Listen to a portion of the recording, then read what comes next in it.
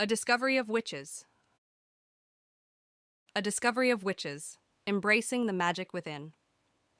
Part 1. Introduction. The Cursed Manuscript. Welcome back to the channel. Do you believe that in the middle of our modern, fast-paced world, witches, vampires, and demons are living among us? They don't wear pointed hats or sleep in coffins. They are university professors, award-winning scientists, and elite historians. Our story begins in the hallowed dusty stacks of Oxford's Bodleian Library. Diana Bishop, a brilliant scholar and a powerful witch who has spent her life running away from her magic, calls up an ancient alchemical manuscript, Ashmole 782. The moment she touches the parchment, she feels a visceral, magical shock. She doesn't know it yet, but opening this long-lost book has triggered a beacon that alerts every supernatural creature on the planet. The hunt has begun, and Diana is no longer just a historian. She is the most wanted woman in the world. Welcome to A Discovery of Witches. Part 2. The Fateful Encounter. Science Meets Sorcery. The appearance of Ashmole 782 draws creatures from all corners of the globe to Oxford. Among them is Matthew Clairmont, a strikingly handsome, thousand-year-old vampire who also happens to be a world-class geneticist. The Science of Magic. Matthew doesn't want the book for world domination or dark spells. He wants it for science. He believes the manuscript contains the secrets of creature origins, and more importantly, the key to why supernatural beings are slowly dying out. As a scientist, he realizes that magical DNA is changing and their species are in decline. An unlikely alliance. Instead of being enemies, Diana and Matthew find themselves drawn together. Their chemistry is electric, built on mutual respect for each other's intellect and a shared curiosity about the past.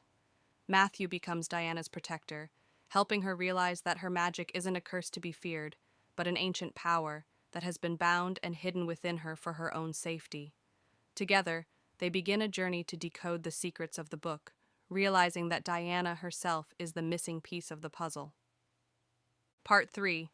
Instinct and Sacrifice. Breaking the Covenant.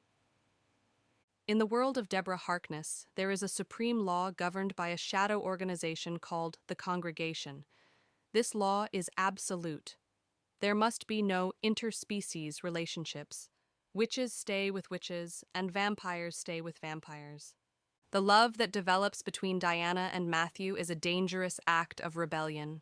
They are hunted by the very people who are supposed to protect them. To survive, Diana must finally stop hiding.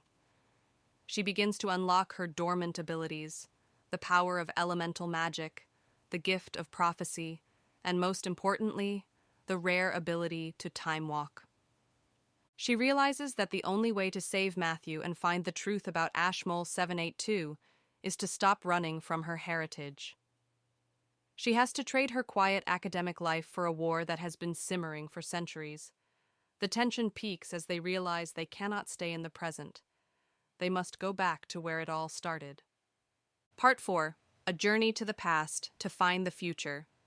With the congregation closing in and no sanctuary left in the modern world, Diana and Matthew make a daring choice. They decide to time walk. They plan to hide in the one place Matthew knows best, Elizabethan London in 1590. This isn't just an escape, it is a quest for self-discovery. Diana realizes that to change the future, she must first understand the why. Why do these species exist? Why did the book choose her? And what really happened to her parents, who died trying to protect her from this destiny? The book masterfully weaves together historical realism with high fantasy. You feel the grit of 16th century streets and the weight of ancient conspiracies. Diana's transformation from a woman who suppressed her soul to a warrior witch who embraces her power is one of the most empowering arcs in modern literature. Part 5. Conclusion. The Power of Acceptance. A Discovery of Witches is much more than a supernatural romance. It is a story about the courage it takes to be your true self in a world that wants to put you in a box. Diana Bishop teaches us that our greatest fears are often just our greatest strengths that we haven't learned to control yet. Thank you for watching this summary of the first book in the All Souls trilogy. If you were a supernatural creature, would you choose the wisdom of a witch, the longevity of a vampire, or the creative genius of a demon? Let us know in the comments below. Don't forget to like and subscribe to join us as we follow Diana and Matthew into the past in our next review of Shadow of Night. Until next time, remember, it begins with absence and desire. It begins with blood and fear.